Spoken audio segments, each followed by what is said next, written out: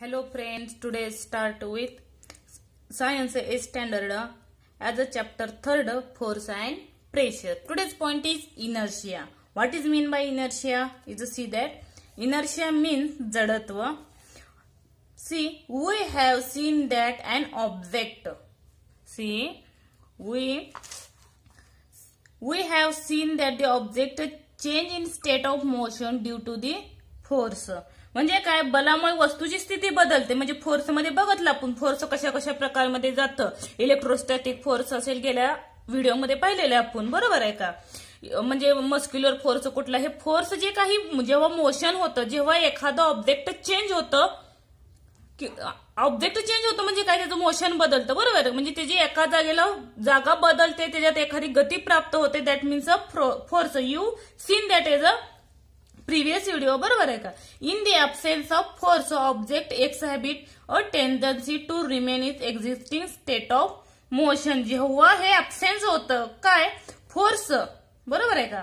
जेव्हा force absence होतं त्या टायमाला काय होतं, object exhibit a tendency to remain in the existing state of motion. म्हणजे काय, पदार्थाच्या वस्तूची गतीची आहे, बरोबर आहे. बलाशिवाय पदार्थाच्या वस्तूच्या गतीची त्या स्थितीत राहण्याची प्रवृत्ती दाखवतात.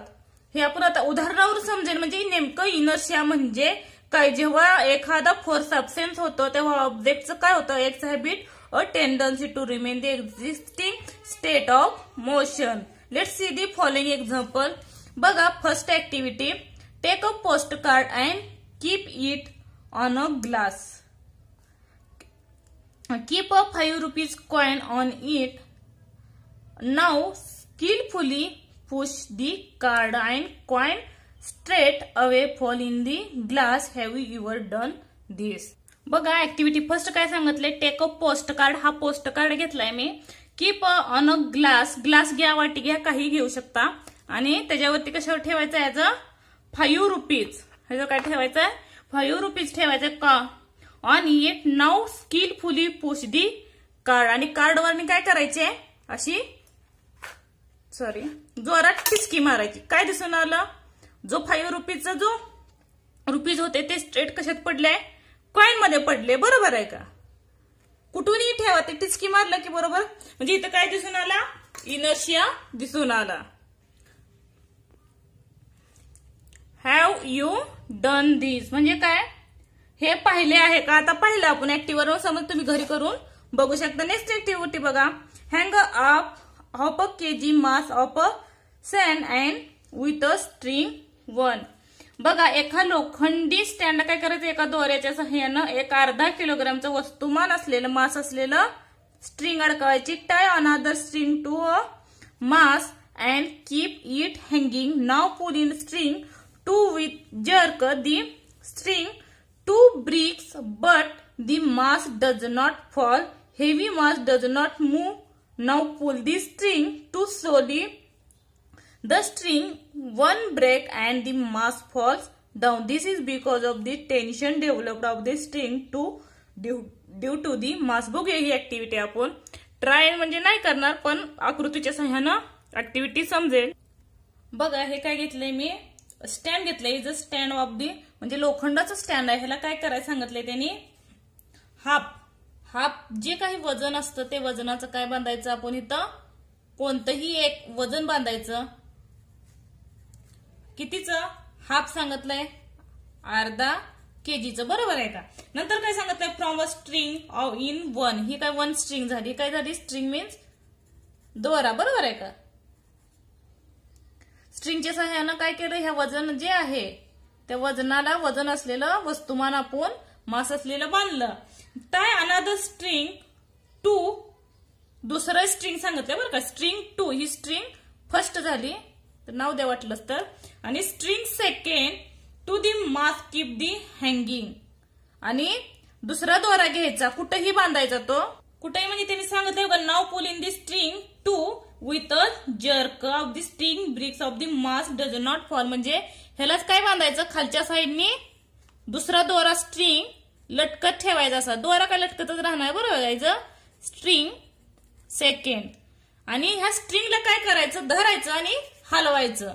पण हे जर वजन जास्त असेल तर हे काय होणार आहे, हलणार नाही. म्हणजे काय सांगितलंय, now pull string second with the jerk and the string breaks but mass does not fall. हे मास काय पडणार नाही, does not fall, but of the string second काय होईल, स्लोली म्हणजे तुटून जाईल. काय दिले, now pull the string two सांगितलं नीट बघा, string two slowly. String two जी आहे, हा जो दोरा आहे तो काय करायचा, अलगद हलवायचा.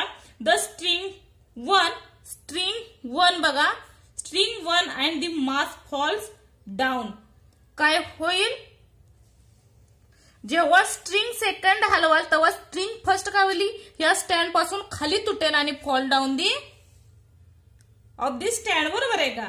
काय होईल, स्ट्रिंग फर्स्ट तुटेल, ब्रेक म्हणजे काय तुटली, and the mass fall down. त्याच्यामुळे हे मास जे आहे, हे मास काय होईल, fall down. This because of the tension developed. म्हणजे हे काय डेव्हलप्ड झालं, as a tension. Tension means ताण.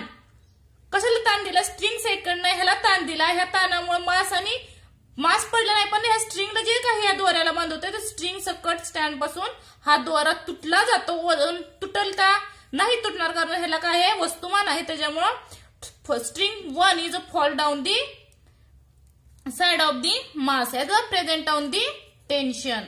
टेन्शन म्हणजे त्याच्यात काय निर्माण झालं, स्ट्रिंग फर्स्ट मध्ये ऍज अ टेन्शन डेव्हलप्ड झालं. बरोबर आहे का. नेक्स्ट बघा, you must have observe. Pressure आहे, प्रेशर म्हणजे काय, दाब.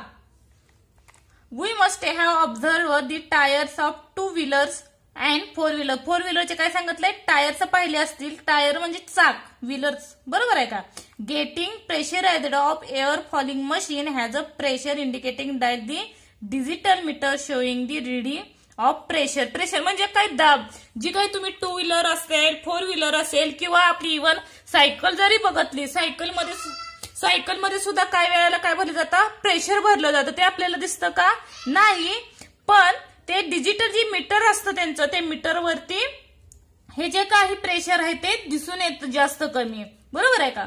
दी machine feel the pressure to certain value. त्याची व्हॅल्यू सर्टन व्हॅल्यू दाखवली जाते, ठराविक म्हणजे कालावधी दाखवला जातो. यू आवर म्हणजे किती हवा त्याच्यात प्रेशर भरावं, म्हणजे ती गाडीसाठी अवेलेबल चांगलं असेल. You are aware that the force has the applied for filling air of the bicycle tyre. बायसायकलच्या टायर सुद्धा भरलं जातं विथ हँडपंप. पण ते कशाने भरलं जातं, हँडपंपने भरलं जातं, कारण ते इझी जातं.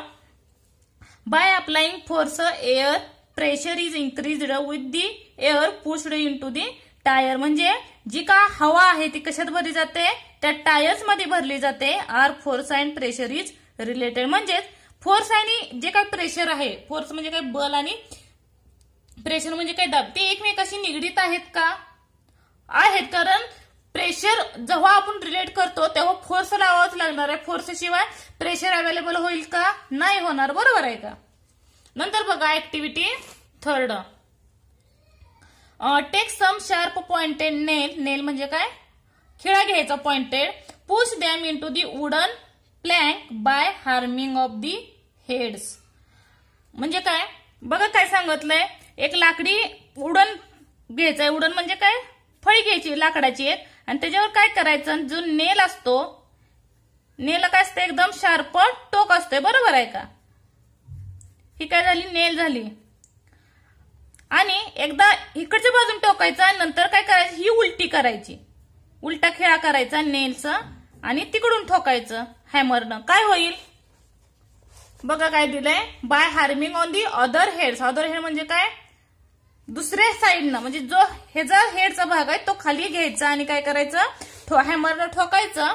नाव दी नेल्स ऑफ होड on the held on the plank of the hammer is down from the pointed end.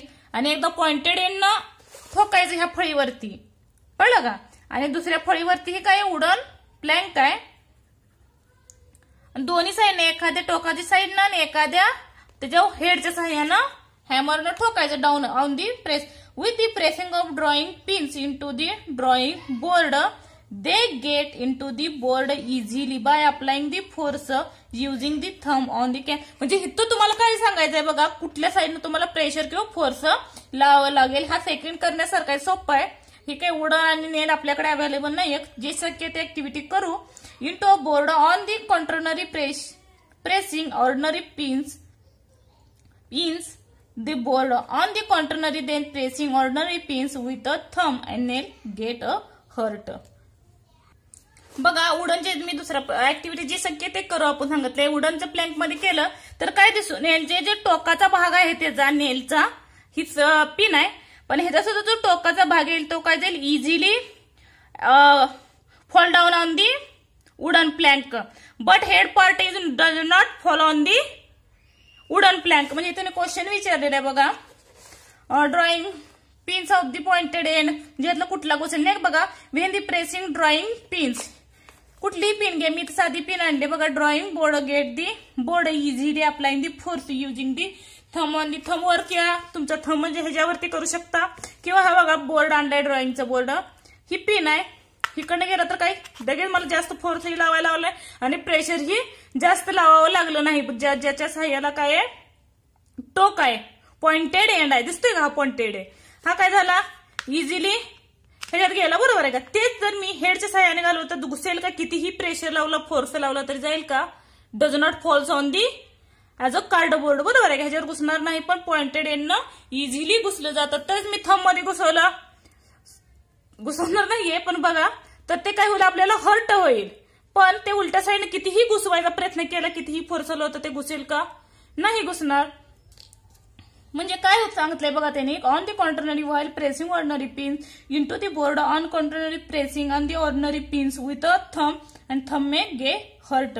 आणि त्याचे जे पिनचा भाग आहे त्यानं केलं तर आपल्याला हर्ट होईल. हे कार्डबोर्डचं तसंच सांगितलंय नाही तर म्हणजे ऍक्टिव्हिटी थर्ड वन असं ते दिसून येतं. काय दिसून येतं की दोन्ही साईडनं म्हणजे जे पॉइंटेड आहे तिथं काय लावलं आपले प्रेशरही जास्त लावावं लागतं.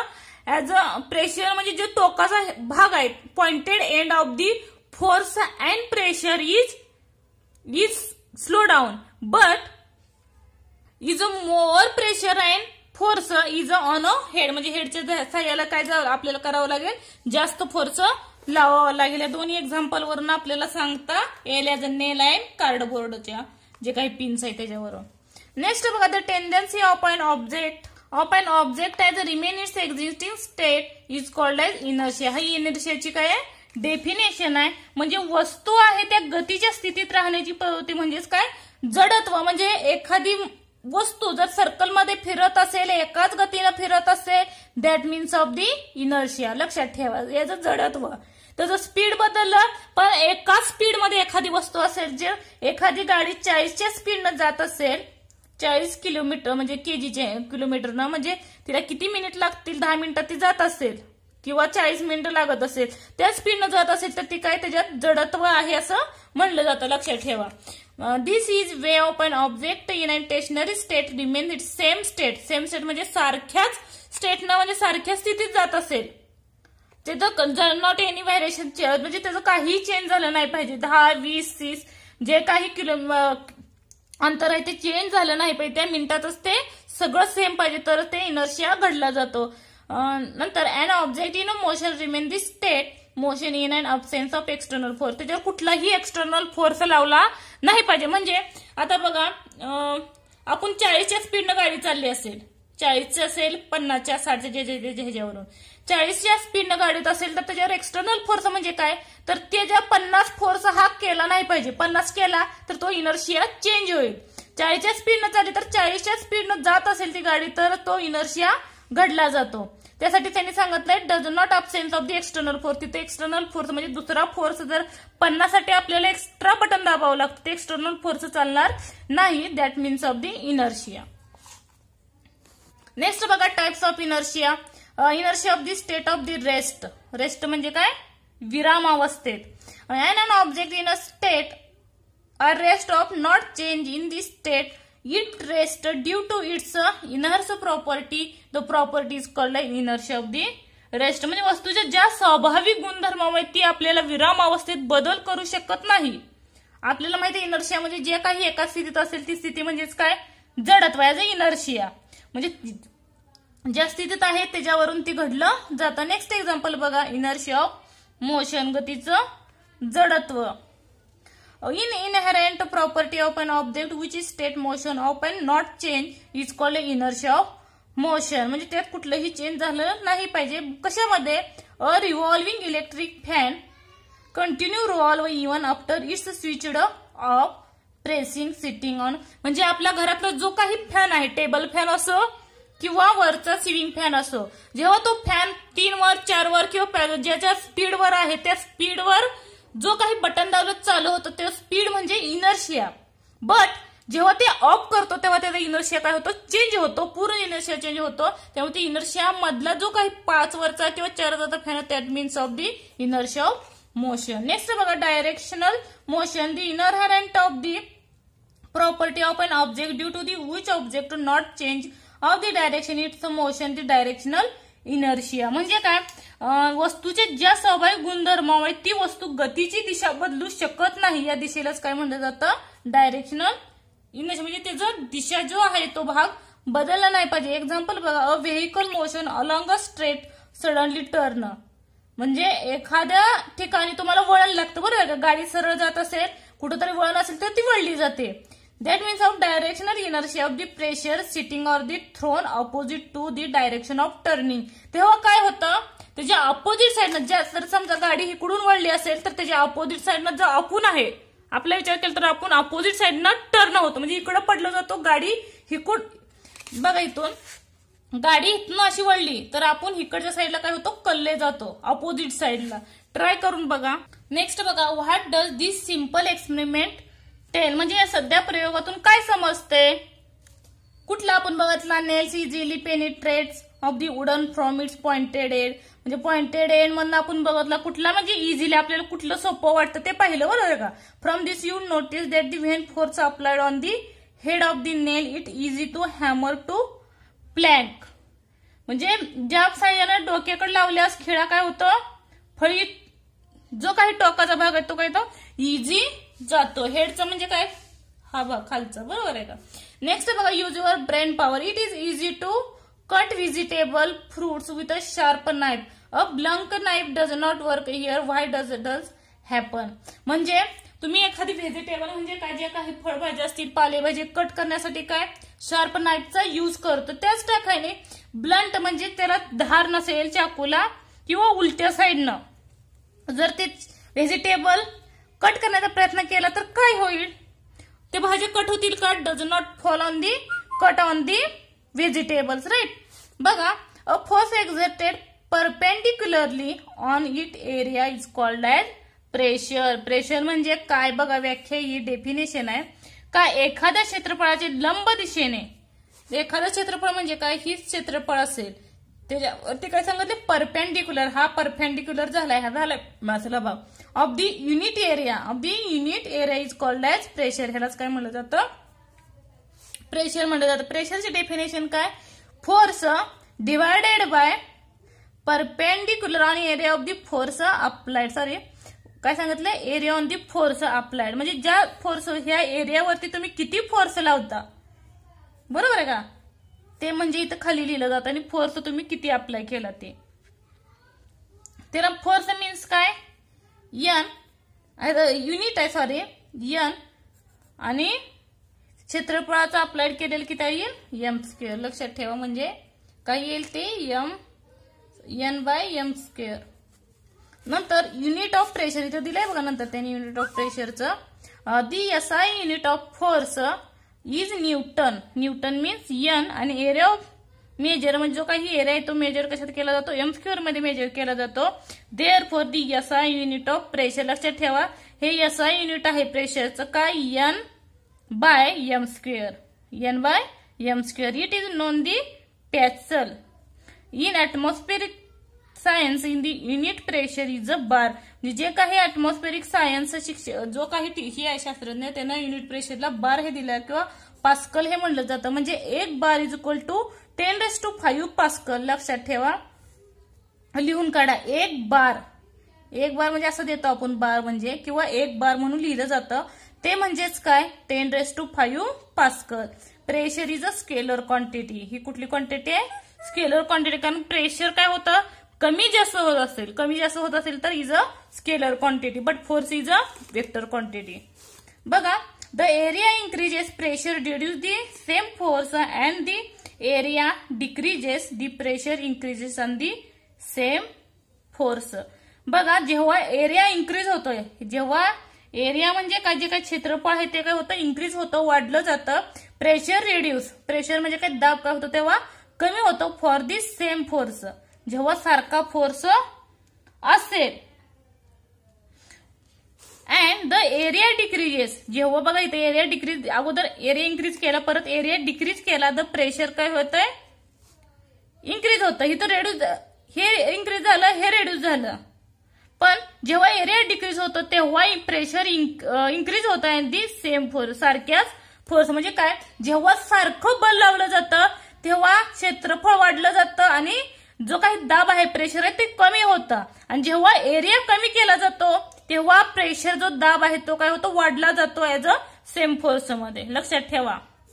नंतर for example, due the natural adaptation of bottom force of the camel feet of a board, hence the camel weight is exerted on a large area, the pressure of the sand is reduced. This way the camel do not penetrate into the sand on the become easy walk. म्हणजे काय, बघा, जे काय आपल्या वाळवंटात माहिती आहे, कोण राहतो, उंट राहतो, उंट राहतो. उंटाच्या पायाचे तळवे कसं असतात, पसरट असतात, त्यामुळे त्याचं वजन आहे अधिक पृष्ठभागावर पडलं जातं. पण वाळूवर पडणारा दाब काय होतो, त्याचा कमी पडला जातो. जी काय वाळू आहे, वाळू काय असते, थोडी हलकी वाटते त्याला, आणि म्हणून उंटाच्या पायात वाळूत घुसत नाहीत आणि ते चालायला त्याला सोपं जातं. बरोबर, ते उंटाचे जे पाय आहेत ते त्यात घुसलं जात नाही, म्हणजे हा फोर्स त्याच्यात अप्लाय होतोय. Pressure on solid, air pressure is exerted on all and object kept in air. म्हणजे हवेत ठेवले सर्व स्थायू पदार्थ, स्थायू काय असेल, बर्फ असेल, इनी काही असेल, in air when the weight kept solid pressure. म्हणजे सॉलिड आपल्याला माहिती, फळी वगैरे सगळं कशात येतं, उडण वगैरे, सॉलिड मध्ये pressure is exerted on it. This pressure depends on the, बघा, pressure on it, the pressure depends on the value of a weight. जे काही वेटचं जे वजन आहे त्याच्यावर ते डिपेंड करतं. काय, प्रेशर, दाब, and is contact area between two. म्हणजे काय, त्याच्या जे काही संपर्क आहे वजनाचे त्याच्यावर ते काय करतं, त्याच्या कॉन्टॅक्ट म्हणजे संपर्कात येतं. म्हणजे काय, हवेत ठेवलेले सर्व स्थायू पदार्थ हवेचा दाब असतोच. बरोबर आहे का, जे काही वस्तू असतील, सर्व वस्तू स्थायू एखादे वजन ठेवले तर त्या वजनाच्या स्थायूवर दाब पडतो आणि त्या वजनाचे काही वजन स्थायू रूपात संपर्क येतो. त्याच्या ऍक्टिव्हिटीवरून तुम्हाला जास्त समजलं जाईल. बघा, तिथे ऍक्टिव्हिटी करून दिली त्याने. You must have seen a vegetable widow carrying a basket on her head. It keeps on a twisted piece of the cloth on her head below the basket. How does help? म्हणजे भाजीची पाटी डोक्यावर ठेवून जाणारी भाजीवाली तुम्ही पाहिली असेल, बरोबर आहे का. तिच्या डोक्यावर पाटी खाली काही कपड्याची काय असते, as a cloth of the head piece, म्हणजे ट्विस्टेड असतं, म्हणजे चुंबळ असते अशी. कशाच्या, त्या बाईच्या डोक्यावरती, व्हेजिटेबलच्या खाली आहे. मग तिचा काय उपयोग होत असेल, त्याच्यामुळे काय होतं, तर जो काही प्रेशर आहे ती स्नायूची, बरोबर आहे का, चुंबळ, ते प्रेशर काय होतं, त्या पाटीचं जे काही प्रेशर आहे, दाब आहे, फोर्स आहे, तो काय होतं, त्याच्या चुंबळीमुळं तिला कमी लागला जातो. म्हणून with the help of the vegetable काय असेल ते विंडोर्स. नंतर we have not stand one place for a long time when to sleep on a place of 8 and odd hours. म्हणजे आपण जास्त वेळ एकाच ठिकाणी उभे राहू शकत नाही. मग एकाच ठिकाणी 8 ते 8 तास कसे झोपू शकतो, कसे झोपू शकेल, ह्याचा आन्सर आहे का. आपण म्हणजे 1 तास जरी एका जागेला उभा राहिलो तर आपल्याला ते काय होतं, पायाला आपलं जे वेट आहे ते जास्त लागलं जातं. पण जेव्हा आपण आडवं झोपलो जातो, बरोबर आहे का, तेव्हा sleep on protect of 8 and 2 hours. बघा, next for skilling on ice why are long flat skis use. म्हणजे बर्फावरून घसरण्यासाठी पसरट फळ्या काय ठेवल्या जातेल्या, कारण बर्फावरून काय होतं, लगेच घसरलं जातं. मग त्या फळीमुळे काय होतं, ते घसरणं काय होतं, कमी होत जातं. नेक्स्ट बघा activity, first of the pressure of liquid. Take a plastic bottle, take a 10 centimeter long piece of a glass tube which a rubber balloon can be fitted, warm up on one end on the glass and gently push in the bottle at about 5 centimeter of the bottom to avoid water leakage. Apply molten wax on the side on the glass tube. Now fill water slowly in the bottle on. See how the balloon inflated. What is observed? The pressure of water acts on the bottle of. म्हणजे त्याच्यावर काय pressure आणि force घडला जातो ते विचारले. म्हणजे त्याची आकृती दिली त्याच्यावर समजेल. बघा इथं प्लास्टिकची बॉटल दिली बरोबर आहे का. त्या बाटलीमध्ये काय सांगितलंय, काचेची नळी ठेवायची. इथं काय लावली, काचेची आज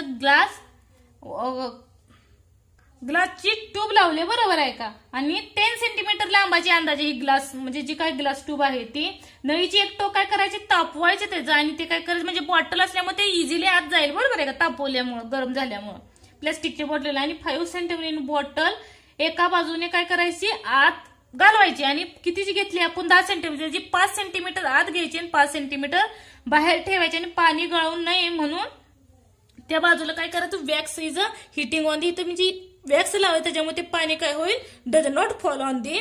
मग इथं काय दिसून येईल, ही काचेची नळी लावली, इथं वॅक्स लावला कारण ते पाणी खाली पडू नये. तेव्हा काय होतं, नळी मेन तापून लावलं तर बाटलीचे थोडे थोडे पाणी भरून फुगा म्हणजे ह्याच्यात पाणी भरत जायचं हळूहळू. येतं अगोदर पाणी काही भरायचं नाही, रिकामी बॉटल घ्यायची. तेव्हा काय होईल, तो जसं जसं तुम्ही पाणी वाटत जाल जसं हा फुगा काय होईल, फुगला जाईल. ट्राय करू शकता घरी. काचेची नळी अवेलेबल असेल तर बघा, दुसरी नळी नाही चालणार, फक्त काचेची नळी म्हणजे ऍक्टिव्हिटी व्यवस्थित होईल.